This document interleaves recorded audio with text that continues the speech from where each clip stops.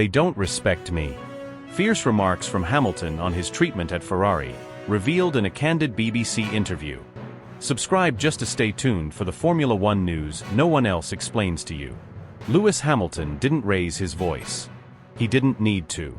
The weight of his words, the quiet intensity behind his every sentence, was more devastating than any dramatic outburst could have been. Sitting across from a BBC journalist in the quiet calm of a Monte Carlo evening, the seven-time world champion didn't come to talk about statistics, podiums, or pole positions. He came to reveal something far more human, far more volatile, the feeling of being erased inside the very team that had once sold him a dream of legacy, equality, and redemption. His voice didn't crack from weakness, it cracked from the unbearable restraint of someone who had been biting his tongue for too long, someone who had been told to be patient, to trust the process, to let things evolve, only to find that the process was designed to keep him in a supporting role. And this time, he refused to be quiet. He said what many inside the paddock have been whispering for months. That he feels disrespected, marginalized, pushed to the side. That Ferrari, yes Ferrari, doesn't treat him as an equal. And in a moment of raw honesty, he invoked a name that added salt to the open wound. Now, I finally understand how Carlos must have felt. In that single sentence, Hamilton didn't just express frustration. He exposed a pattern, a cultural flaw, a hierarchy built not on merit, but politics. Carlos Sainz had spent years playing the loyal soldier, publicly towing the Ferrari line while privately drowning in strategic errors, delayed upgrades, and constant comparison to Charles Leclerc. Hamilton was supposed to change that dynamic. He was supposed to walk in, elevate the team, bring his championship pedigree and transform Ferrari into a modern competitive powerhouse. Instead, he walked into a system that had already chosen its favorite and wasn't interested in sharing control. Hamilton didn't say it out loud, but the implications were clear. Ferrari wanted his name, his image, his marketability, but not his influence. This wasn't about one race. This was about dozens of moments stitched together into a suffocating narrative. It began quietly during winter testing. While Hamilton was adapting to a new car, new engineers, and a new philosophy, Leclerc was already 2 steps ahead.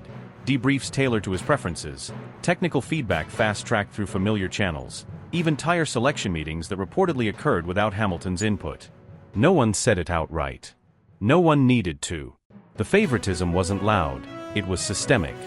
Small things, being informed last, data delayed, simulations not run, suggestions taken under consideration only to be ignored. By the time the season began, Hamilton was already a step behind, not because of skill, but because of structure. Subscribe just to stay tuned for the Formula One news no one else explains to you. Then came Austria. The turning point. Hamilton had been studying tire wear degradation patterns all week.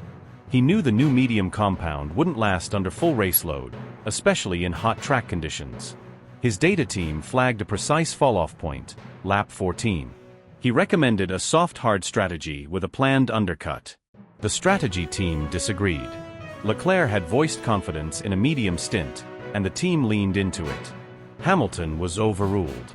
On Sunday, everything he predicted came true.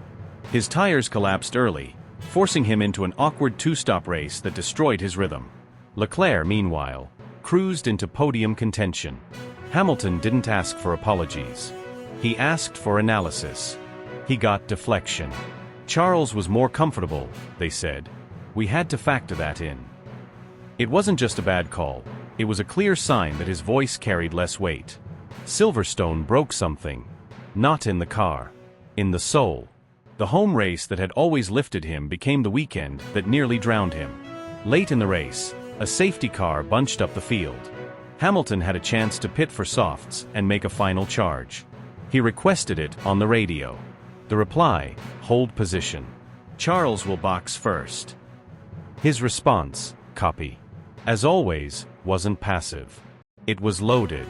That wasn't just a line. It was an obituary for trust. He had made his case the night before. He had been promised autonomy. When the moment came, that promise dissolved. Leclerc pitted. Hamilton stayed out. And once again, the team narrative framed it as strategic compromise. What they didn't say was that it compromised only one side of the garage. After the race, the public smiled. The team photo showed unity. But inside, tension was boiling. Engineers close to Hamilton felt the divide growing. His debriefs were shorter. Requests were sent up the chain but died in silence. Sim requests delayed. Aero parts, not available. One mechanic reportedly said, "It's like we're fighting a race with half the car they promised us." Even Hamilton's simulator driver was told to prioritize Leclerc's race simulations when the schedules overlapped. Every layer of the organization was sending a message, whether consciously or not: Charles is the future. Lewis is the guest star. And yet, Hamilton still gave everything. He stayed late after debriefs. He mentored young engineers. He reviewed data on flights between races. He pushed the car beyond its limits, all while navigating a growing sense of professional isolation. That's the thing about Hamilton: he doesn't crack under pressure. He calcifies. But even stone can be worn down by disrespect. What Ferrari failed to understand is that Lewis doesn't race for money. He races for purpose, for impact, for legacy. And legacy doesn't survive in silence. Subscribe just to stay tuned for the Formula One news no one else explains to you. Behind the scenes, Hamilton had been meeting with his closest advisors. Not just about race strategy, about identity, about values, about whether this partnership, built on mutual admiration, had become a performance with no substance. And his team began keeping receipts, documenting every deviation, every denied upgrade, every change made for Leclerc before being made available for Hamilton. And when the BBC sat down for the interview, Hamilton had all of it fresh in his mind. He didn't name names. He didn't need to. Everyone inside the paddock already knew the code. They knew the dynamic. They just never expected Hamilton to speak it into existence. Since the interview aired, the response has been seismic. Former drivers have weighed in, some expressing shock, others saying quietly that they'd seen it coming. Sponsors are asking questions. Internal leaks from Maranello suggest that even some board members at Ferrari were unaware of how deep the favoritism ran. Leclerc, for his part, has remained silent, but insiders say he was blindsided. Not necessarily by the allegations, but by the fact that Hamilton finally went public. One engineer close to the situation said, "We thought Lewis would never go there. We underestimated him." The fallout is just beginning. The tifosi are divided. Some loyal to Charles see Hamilton's comments as disloyal. Others believe the team has failed to respect a living legend.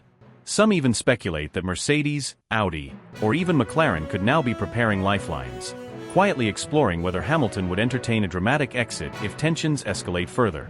But for now, Hamilton remains. Not because he's afraid to walk, but because he knows the power of the truth. He's not racing with Ferrari for fun. He's racing with them to prove something, to them, to the world, maybe even to himself. That no matter how long you've been counted out, no matter how many rooms stop listening to your voice, your silence is not consent. That even the greatest can be underestimated. And that when they finally speak, the world has no choice but to listen.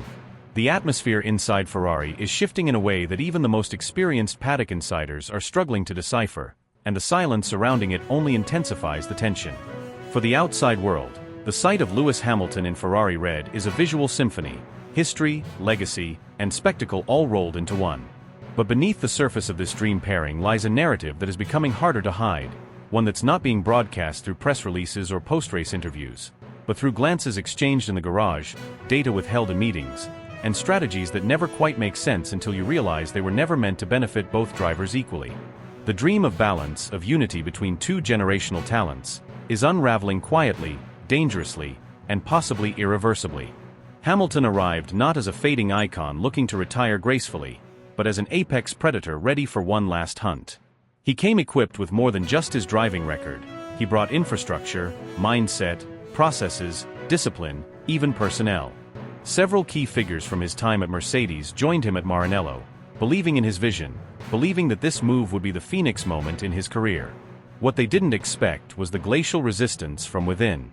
Ferrari's culture is a blend of passion and bureaucracy, of ancient tradition and constant reinvention, and that tension has often been survivable for younger drivers who can adapt. But for someone who's led the most dominant era in modern F1 history, being treated like a late-stage endorsement deal rather than a co-architect has triggered alarm bells, not just for him, but for those who built careers around following his lead. Sources close to the team report growing frustration from Hamilton's engineering staff. Requests for data overlays are delayed, simulator runs are shortened without clear explanation, and when updates come through, they're often tested on Leclerc's side first. The logic offered publicly is simple. Leclerc has more years in red, more familiarity with the car, and a deeper rapport with the race engineers. But the reality is that even subtle delays in data sharing can sabotage race day performance. Hamilton has noticed. His team has noticed. And the pattern is becoming harder to ignore. One insider claimed that before the Monaco Grand Prix, Hamilton requested a detailed aero balance report to tailor his setup for qualifying, a routine request for any driver. The report was never delivered. When questioned, the reply was that the CFD simulations weren't completed in time.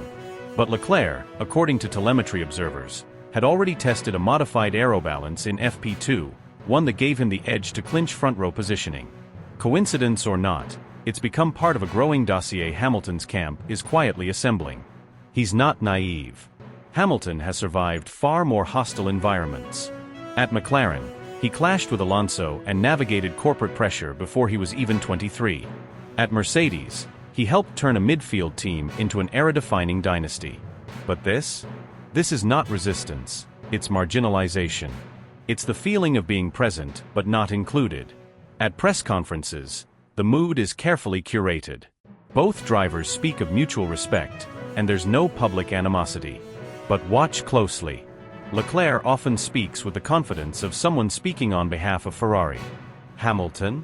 His tone is more cautious, almost surgically neutral, as if he's avoiding landmines that were never placed for his teammate. The divide isn't just emotional or operational, it's psychological. Hamilton's mental strength has always been a key asset. But even the strongest mind can begin to fracture when the signals become this consistently misaligned. After the Canadian Grand Prix, where a bold tire strategy helped Leclerc secure a podium and Hamilton's identical call was mysteriously vetoed mid-race, he returned to the garage in visible disbelief. "That wasn't what we agreed," he reportedly told his race engineer, his voice caught between confusion and quiet fury. The answer he received? A vague reference to adjusted conditions and senior-level input. Hamilton knows what that means. It means someone higher up made a decision that didn't include him. Behind the scenes, the leaked quote from Vasseur continues to fester like a wound that refuses to close. "You're the face of Ferrari now. Lewis brings legacy, you bring future."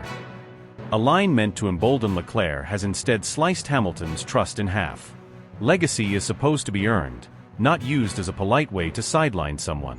And while Hamilton has remained publicly composed, those close to him say he started keeping a journal of every inconsistency, strategy changes, tire calls, missed debriefs, uneven technical support. Not to escalate, but to protect himself. To be able to say, when the inevitable reckoning comes, that he saw it all and still chose to stay classy while others played politics. Within Ferrari's European HQ, discussions are intensifying, not about results, but about optics.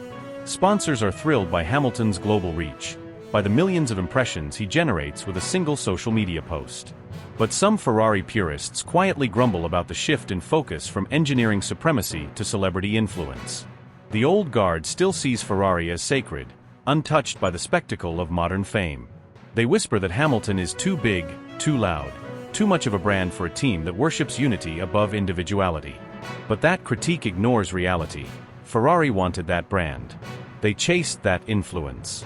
They made the deal because they knew the modern F1 landscape is no longer just about lap times. It's about relevance, reach, and resonance.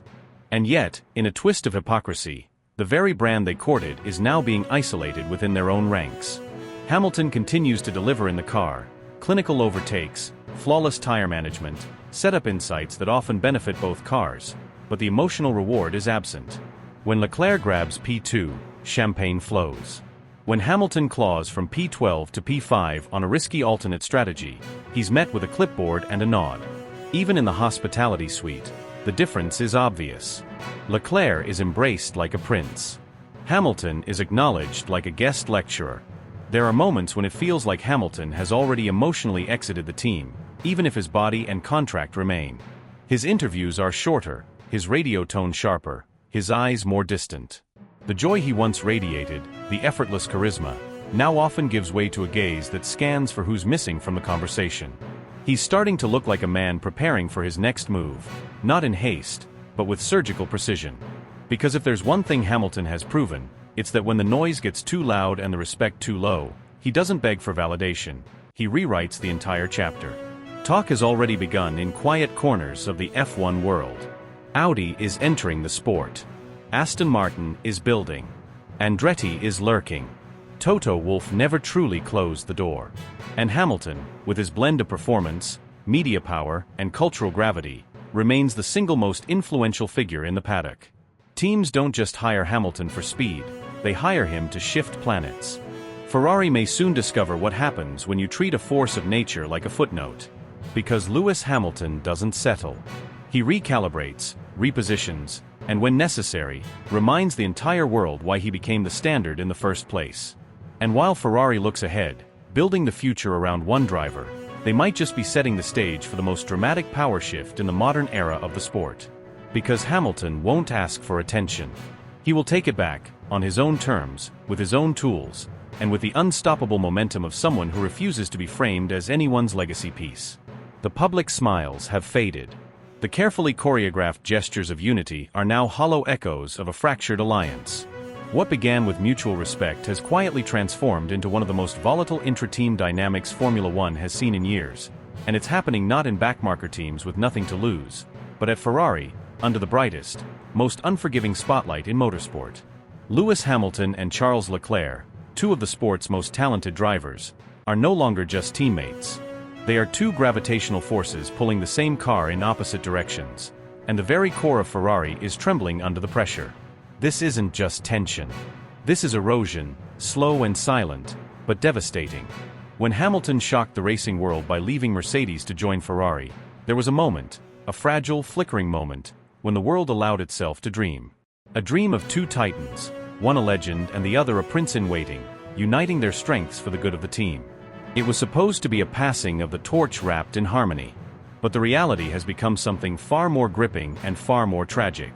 Because in truth, Lewis didn't come to pass a torch. He came to light his own fire. And Charles never asked to be overshadowed. He's been the chosen one at Ferrari for years. He survived Vettel. He outlasted internal reshuffles. He became the emotional core of a team desperate for glory. And suddenly, here comes Hamilton. 7 titles, hundreds of podiums, a media machine, and a legacy so large it bends the conversation around him. What was once Leclerc's team, Leclerc's engineers, Leclerc's rhythm, became disrupted. Not by hostility, not even by design, but by the mere presence of someone whose shadow is longer than the paddock itself. Things began subtly. At the season opener in Bahrain, the engineers split resources evenly. That was the plan. That was the promise. But in every elite team, there are decisions made in the margins. Who gets the updated part first? Whose telemetry is prioritized in overnight simulations? Whose feedback gets acted upon in the tight window between FP3 and qualifying? Leclerc noticed things. He didn't say them out loud, not at first. But his inner circle began to tighten. He became more guarded in briefings. He requested fewer combined sessions. He began watching not just the lap times, but the politics. And Hamilton? He noticed too. He knew how this works. He's been the dominant force, and he's been the outsider. And this time he's the outsider again, except this time, he has nothing left to prove. Or maybe he has everything. The moment everything truly began to fracture wasn't even in front of cameras. It was in the chaos of a soaked Saturday in Montreal. Qualifying had been messy, traffic, timing errors, weather variables. Tensions were already high. And then within that tension, came a sentence so cold it silenced an entire corner of the garage. Leclerc, talking to his engineer just loud enough to be heard, reviewing Hamilton's lap times with a hint of contempt, muttered, "He's quick, but not in this generation anymore." He didn't turn around. He didn't smile. He just said it, knowing who was listening. And Lewis heard it. And didn't respond.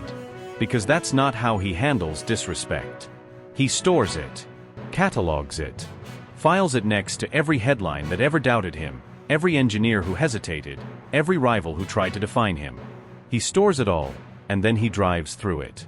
From that moment, everything changed. The paddock couldn't see it. The fans couldn't quite put their finger on it. But behind closed doors, the garage turned ice cold. The engineering teams began operating like silos. Meetings got shorter. Eye contact got rarer.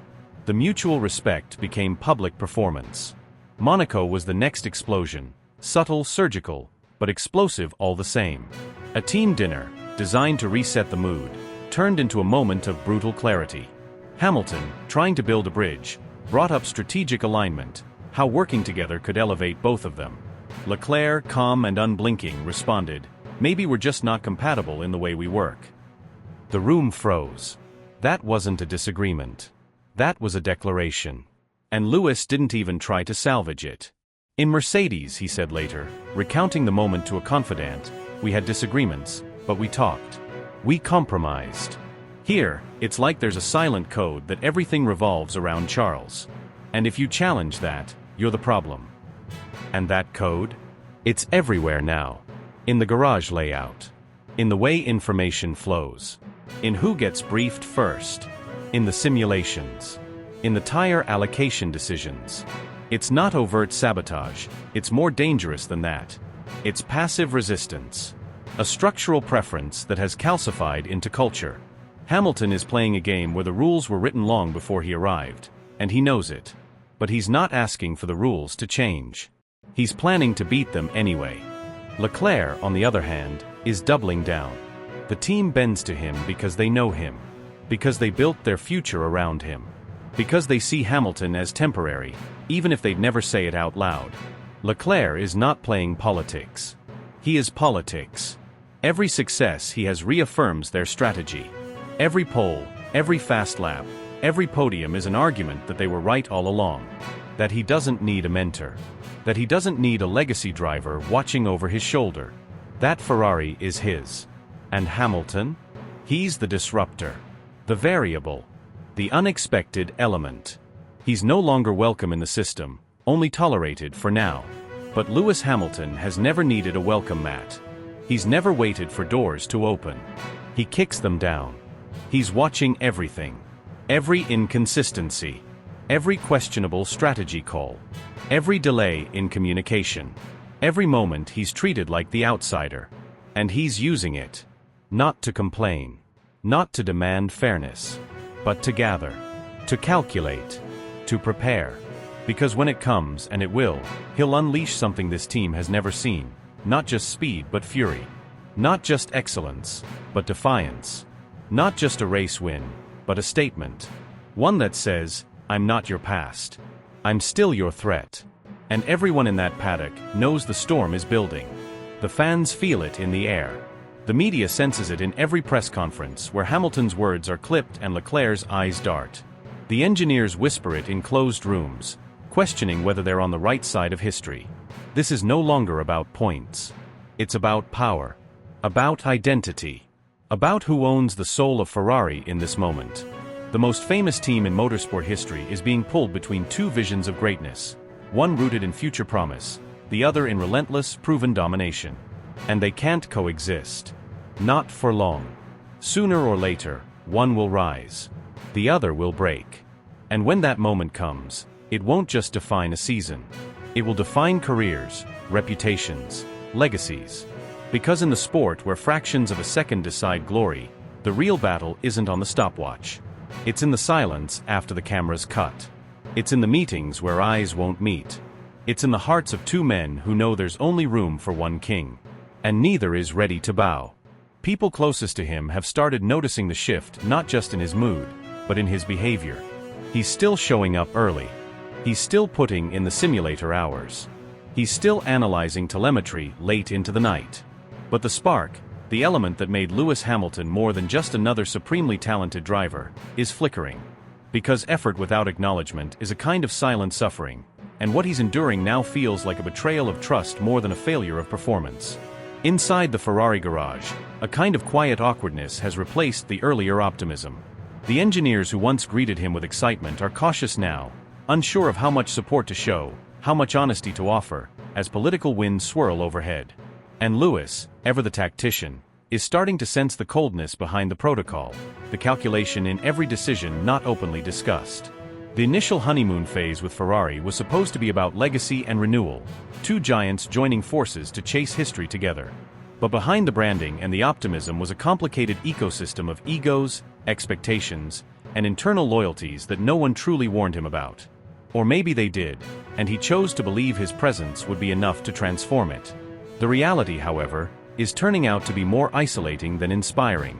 Decisions are being made without him. Setups are being prioritized for others. Media strategies are being designed to protect narratives that don't include him at the center. It's not just the public moments, it's the things no one sees. The team meetings that get rescheduled when he's unavailable.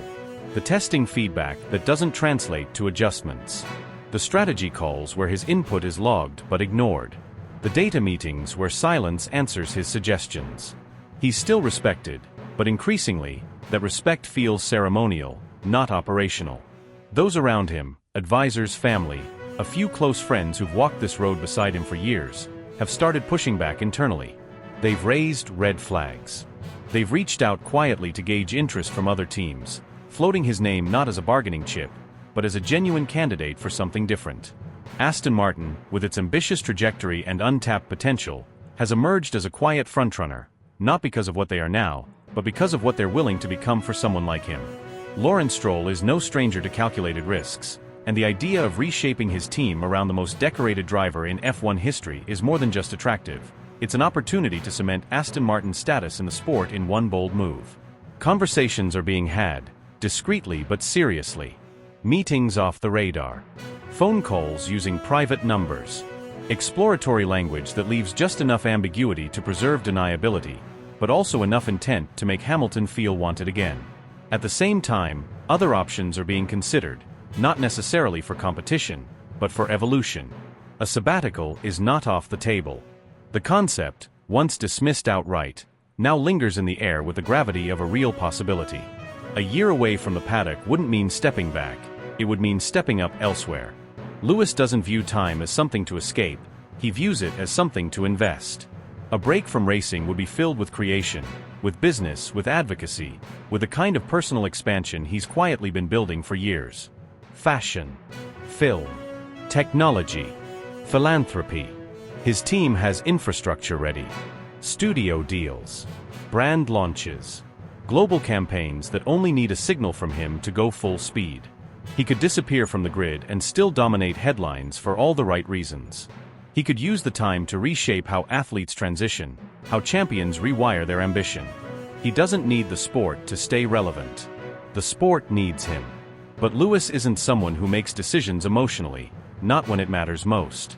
For now, he's observing, measuring, calculating the moments where things shifted, where the feeling of being essential was replaced with being optional. He's remembering every time his opinion was dismissed, every weekend strategy that felt off, every podium he fought for while others coasted on internal preferences. He's starting to connect dots, not as a victim, but as a visionary. This isn't self-pity. This is pattern recognition. Because if there's one thing Hamilton understands better than anyone in the sport, it's timing. He knows when to push, when to wait, and when to leave. And right now, all signs are telling him to prepare. Prepare for a conversation. Prepare for a pivot. Prepare to choose himself before anyone else can choose for him. And as he sits in the back of the garage, helmet in hand, surrounded by noise but alone in thought, he's beginning to embrace the truth he's been resisting for weeks, that maybe the final chapter with Ferrari won't be written in gold. Maybe it won't be the fairy tale ending the world imagined. Maybe it was never meant to be. And that's okay. Because legacies aren't defined by contracts or press releases. They're defined by conviction. By the courage to walk away from what's familiar when it no longer aligns with your purpose. And Lewis Hamilton's purpose has never been to settle. When the moment comes, and it will, he won't flinch. He'll look it in the eye, just like he did the camera, and remind everyone that he wasn't built in wind tunnels or corporate meetings. He was built in the fire of doubt, in the silence of exclusion, in the grit of survival. He was built to rise. Again and again and again. Whether he's in red, green, black, or no colors at all, he will be heard. He will be seen. And above all, he will be free.